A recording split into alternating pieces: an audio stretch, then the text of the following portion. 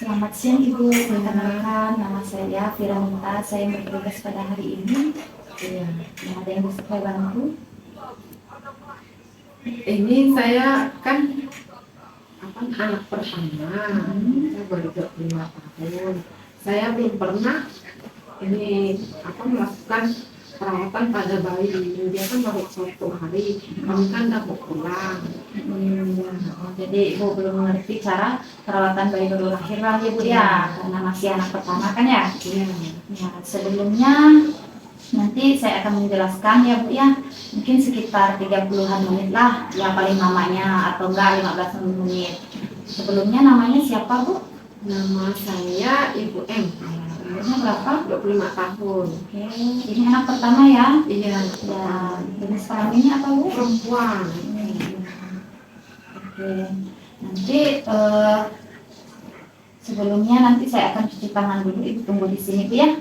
Apakah Ibu sudah siap? Siap.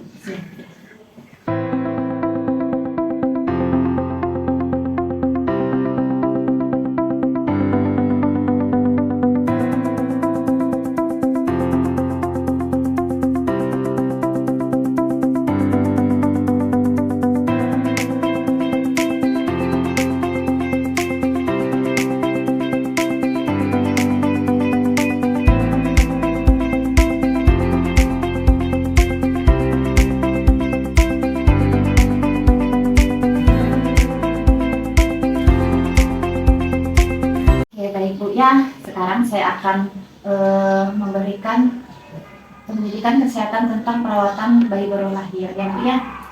Terus yang pertama ini ASINya sudah keluar Bu? Sudah Keluar Bu ya. Masih sedikit. Oke. Nanti Ibu memberikan ASI itu paling sedikit 8 kali per hari Bu ya. Makin sering makin bagus.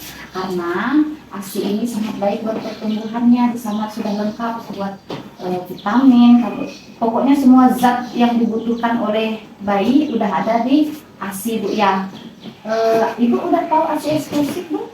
belum tahu. Ya, ASI eksklusif itu ASI yang tanpa diberikan apapun selain air susu ya Bu ya. Mau susu formula, mau madu, mau air putih tidak boleh selama 6 bulan. Jadi ASI eksklusif itu hanya ASI TO, ASI yang dari badan isi ibu ya.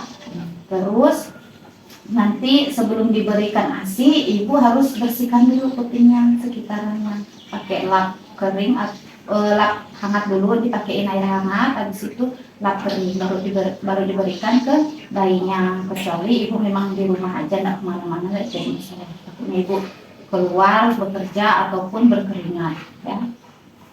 Terus bayinya dimandikan Bu setiap hari Bu ya. Sehari 2 kali aja Bu, nggak usah sampai, kan biasanya kalau di kampung juga sering bilang siang juga dimandiin ya, nggak perlu Bu ya. Jadi kebersihan bayinya harus dijaga, minimal mandikan 2 kali pagi dan sore ya, tergantung dengan cuaca juga. Terus pakaiannya dilihat Bu, harus pakai pakaian yang kering, yang lembut ya. Kalau ada labelnya di belakang dibuang, soalnya kan bayi mudah sensitif ya terhadap pakaian yang agak-agak kasar. Terus yang baru dibeli itu jangan langsung dipakaiin, jadi dibersihkan dulu, dicuci maksudnya bajunya, baru dikasihin ya.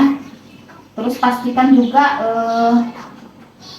badannya Bu ya, suhunya ibu pegang juga. Kalau misalnya dia kayaknya agak dingin, kakinya diraba, tangannya lebih kasihin lagi kaos tangan atau kaos kaki, atau tidak kontak dengan kulit ibu. Bayi kontak kulit itu si kulit bayinya ketemu kulit ibu ya, misalnya simpan di dadanya bisa. Terus juga mengganti popok atau selimut sesuai keperluan Bu. Kalau misalnya popoknya sering-sering diraba, biasa kan ada juga bayi yang bablas tidurnya nggak bangun-bangun, jadi kita raba, oh udah pipis dia, jadi harus diganti ya popoknya, jangan dibiarkan ya. Terus jaga juga ruangan Bu, jangan sampai ruangannya dingin atau terlalu panas ya. Kalau dingin nanti bayinya bisa kedinginan, kalau terlalu panas juga nanti dia kemerahan ya kulitnya. Raba telapak kakinya juga Bu ya. Kalau misalnya dia dingin, berarti kita tambahin selimutnya atau kasih sarung kaki Bu ya. Terus posisi tidurnya juga Bu ya, posisi tidurnya sesuai dengan ibu menyusui. Misalnya kalau misalnya dia baring kan, posisinya harus menghadap ke ibu. Jadi si bayinya kan miring gini Bu ya, jadi badannya hadapnya ke ibu ya.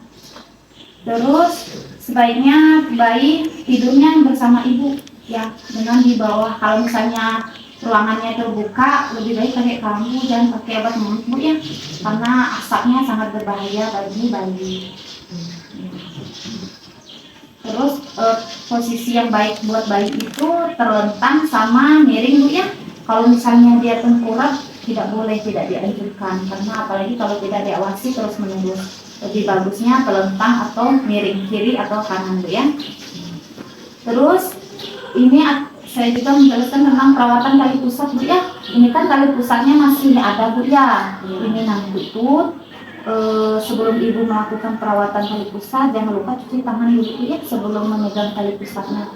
Kan biasanya kita mau bersihkannya ini pas mau mandi Bu ya. Jadi pas sebelum ibu mandikan si bayi kan, kita cuci tangan dulu, baru kita buka baju segalanya dan melakukan perawatannya ya Bu ya, perawatan tali pusat. Jadi pas mau mandi itu tali pusatnya misalnya kan, contohnya ini Bu ya, ini kan pusatnya nih Bu, ini kan diklaim ya, misalnya inilah dia. Nanti menggunakan kasanya dilebarin dulu Bu ya, tidak boleh menggunakan apapun di tali pusat Bu, tetap kering saja, tidak boleh kasih betadin, tidak boleh kasih rempah-rempah, pokoknya dia tetap kering aja. Hanya menggunakan kasa steril aja Bu ya. Misalnya kan habis dia mandi nih, kan sebelum mandi kita buka ya, kita sabunin, habis itu dikeringkan. Setelah menggunakan minyak telon, nanti tali pusatnya, anggapnya ini tali pusat tadi kan Bu ya, ditaruh, diletakin di atas kasanya. Terus yang bagian bawah lipatin ke atas, terus ini kiri dan kanannya diikat ya. Tidak perlu kuat-kuat, asal aja, yang penting dia kebungkus. Asal perawatan tali pusat ini intinya kering, tidak boleh basah. Misalnya kalau laki-laki, bayinya laki-laki kan kadang dia mudah kencingnya naik ke atas tuh, muncrat tuh. Kita lihat kalau misalnya kasarnya ini basah, walaupun dia belum mandi, segera diganti, tidak boleh menyuruh dia basah ya. Terus lipat juga, kalau misalnya kan dia pakai popok nih, tali pusatnya ini harus di atas popok, jadi tidak boleh ditutup ya. Jadi popoknya harus di bawah, tali pusatnya di atas. Terus lukanya ini tidak boleh dikasih apapun, pokoknya dia cuman kering aja seperti ini, tidak boleh diolesin apa-apa ya. Terus ibu perhatikan juga tanda-tanda infeksi pada tali pusat. Misalnya tali pusatnya ujungnya kemerahan atau keluar nanah, itu tandanya infeksi Bu ya, infeksi tali pusat. Jadi ibu harus bawa ke tenaga kesehatan, tidak boleh dibiarkan, dan jangan dulu dikasih apa-apa, jadi langsung bawa aja. Terus ibu ada tank Bu buat mengukur suhu bayi? Ada di rumah ya. Udah tahu Bu cara pakainya Bu? Diletakkan di Ya, ibu juga perhatikan tarikan dinding dadanya itu Bu ya, kan pas dia baring terlentang nih, kita lihat nih dadanya naik turunnya apakah biasa aja atau dia terlalu dalam. Pas dia narik napas dia dalam gitu, cekung gitu, itu juga tanda bahaya Bu ya. Jadi perhatikan. Terus kalau dia merintih, jadi kan kalau bayi itu nangisnya kan tahu ya, kenceng, keras, berarti kan dia normal. Tapi kalau dia merintih, kayak merintih kesakitan, nangisnya kecil suaranya, berarti itu tanda bahaya juga ya. Terus seperti yang saya bilang juga tadi, perhatikan suhunya, takutnya dia tinggi. Kalau demam Bu ya, panas banget, jadi kita harus sediain satu tem di rumah untuk periksanya. Terus raba juga, apakah dia tuh dingin badannya. Kalau dingin itu di bawah 36 derajat Bu ya, raba aja seperti ini. Kalau kuat dingin banget, berarti dia tidak normal, harus segera dibawa ya. Terus ada nanah juga di matanya, ibu perhatikan. Kalau misalnya kayak ada nanah di matanya, kalau belekan kan dia normal ya, tapi kalau nanah apalagi banyak, berarti itu tanda bahaya, itu segera bawa ya ke tenaga kesehatan. Terus pusarnya juga kemerahannya meluas sampai ke dinding perut. Jadi misalnya nih pusatnya tadi kan dia nggak cuma di sininya doang, di tali pusatnya, tapi dia sampai melebar ke perutnya juga, berarti itu tanda bahaya ya, bisa jadi dia ada infeksi. Terus dia diare juga. Kalau misalnya diare, jangan dia kan biasa bayi itu BAB memang cair ya karena masih baru lahir ya, tapi lebih dari 3 kali berarti dia diare. Jadi jangan sampai bayinya dibiarkan, kalau diare harus segera dibawa ya. Terus nggak boleh kasih apa-apa dulu karena dia kan baru 1 hari, jadi kasih ASI terus menerus. Kalau masih berkelanjutan diarenya harus segera bawa ke tenaga kesehatan.